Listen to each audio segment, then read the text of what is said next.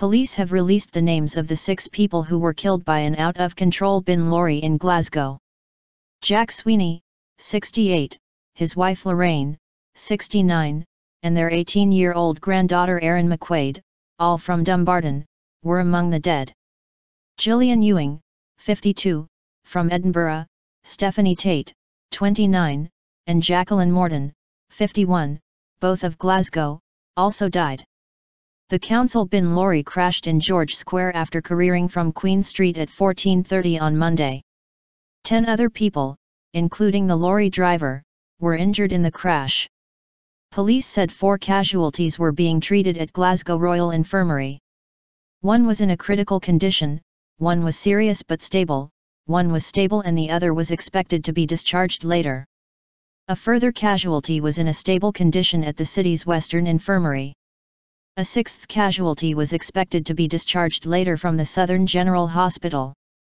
Supt Andy Bates, of Police Scotland, said, "This is a tragic incident which occurred in the heart of Glasgow city centre at a time when people were preparing for the festive season. My thoughts are with the family and friends of those involved. My officers will continue to work with partner agencies to investigate the cause of the incident. If anyone has any information that may assist our inquiries, please contact Police Scotland. I'm also aware that some members of the public may have video or images of the incident and it would be helpful if they could send them to george's@scotland.pnn.police.uk. A report will be submitted to the Procurator Fiscal.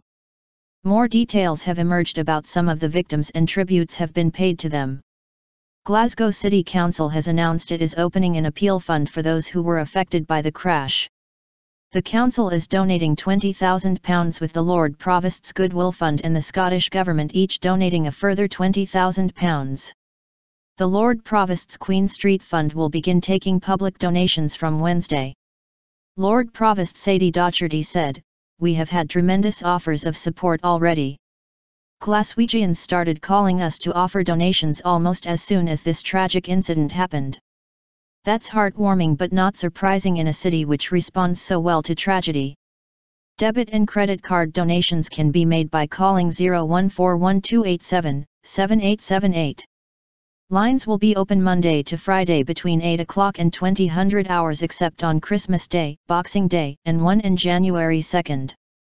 Donations can also be made at any bank using sort code 834,400 and account number 10809775.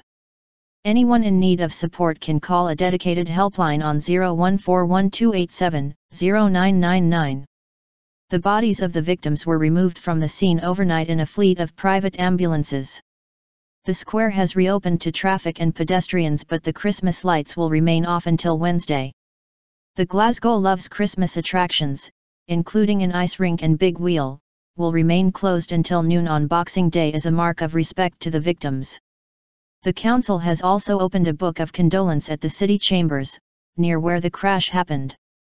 Glasgow City Council leader Gordon Matheson, Lord Provost Sadie Docherty and First Minister Nicola Sturgeon all spoke near the scene on Tuesday morning, where hundreds of floral tributes have been placed. Ms. Sturgeon said, "Glasgow this morning is a broken-hearted city. 2014 has been such an incredible year for this wonderful city, the Commonwealth Games were such an outstanding success, but it is a year that has been bookended by 2 unimaginable tragedies, the Clothy at the end of last year and now this awful tragedy that unfolded here yesterday. But Glasgow is a resilient city. We saw last year and we have seen again in the last 24 hours the incredible spirit of the people of Glasgow, and this city will pull together to support those who have been affected, not just in the days ahead but in the weeks and months to come." On Tuesday morning, a service of remembrance for victims of the crash was held at the Church of Scotland's St George's Tron Church, located yards from the crash scene. Presbytery clerk and former moderator Very Rev Bill Hewitt told the service, "We feel for the pain of others in this city." He added, "We understand something of the burden carried the hearts by those who have lost loved ones, who are concerned for those in hospital, for emergency workers who have been on the front line in meeting human need and offering themselves." Roman Catholic Archbishop Philip Tartaglia will say Mass for the victims at St Andrew's Cathedral in Glasgow on Wednesday. The Queen has sent a message of condolence.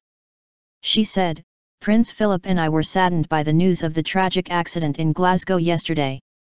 Our thoughts and prayers go to the families of those who have lost loved ones and to those who have been injured. This sad event is made even more difficult as it comes at Christmas time. I send my condolences to all the people of Glasgow." An investigation has begun, but Police Scotland said there appeared to be nothing sinister about the crash. It is known that the City Council lorry struck a pedestrian outside the Gallery of Modern Art, then mounted the pavement and travelled hundreds of metres, hitting several others before crashing into the Millennium Hotel. Eyewitnesses said the lorry driver had been slumped over his wheel. Glasgow City Council confirmed that 3 employees were in the lorry before the crash. George Hieronymus, owner of the Elia Greek restaurant on George Square, said he had been told that some of the bin lorry's crew were seen jumping from the vehicle and holding their heads in their hands, looking devastated. A spokesman for the Institute of Traffic Accident Investigators said that vehicles, even large ones, can carry on for a considerable distance if there is an unintended acceleration, which could be caused by a driver falling ill. Without speculating on this incident, there might be a number of causes for a vehicle to travel a considerable distance, he said.